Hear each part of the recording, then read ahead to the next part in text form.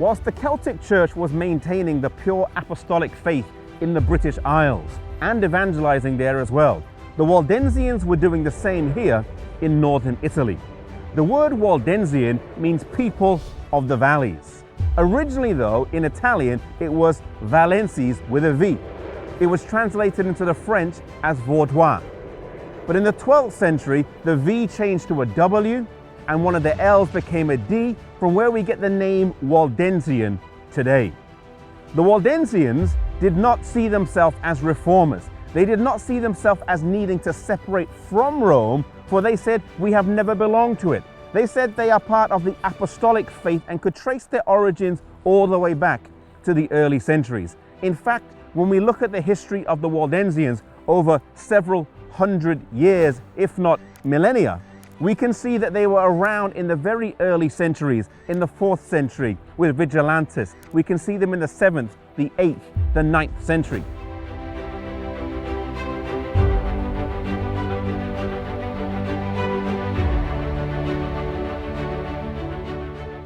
Some people say that the first Waldensian was Peter Waldo in the 12th century, but this is not really accurate. Whilst it is true that Peter Waldo was a merchantman from Lyon, he did sell all of his goods and commit his life to the preaching of the gospel. He was not the first Waldensian, and their roots trace back much before him. In fact, one of the early names for the Waldensians was actually the word insabati, showing clearly that the Waldensians were Sabbath keepers, as they were named after the very day upon which they worshipped. As the Waldensians were coming up in the early centuries, and the Roman Catholic Church was forming as well, both of them saw the heathens around them as a mission field. But whilst the Roman Catholic Church used the power of the law and the sword and political alliances to win people over, the Waldensians put their faith in the strength of God's word.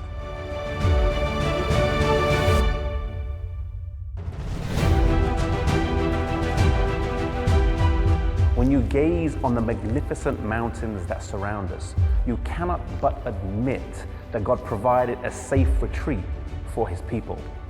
To the Waldensians was given the task of passing the light on to the Protestants of modern time and penetrating the darkness with true Bible doctrine.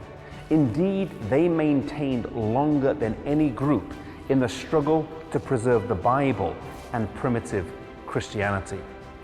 In upcoming episodes, we're going to see the caves in which they hid and where they met for worship. We're going to see the places where they trained their young people in how to study the Bible and in how to be missionaries.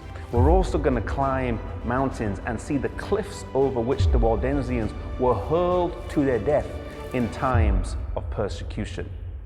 Truly, the Waldensians stand to us today as a group of people who believed in the Bible, as a group of people who believed in mission service. They are a key part of our spiritual lineage today.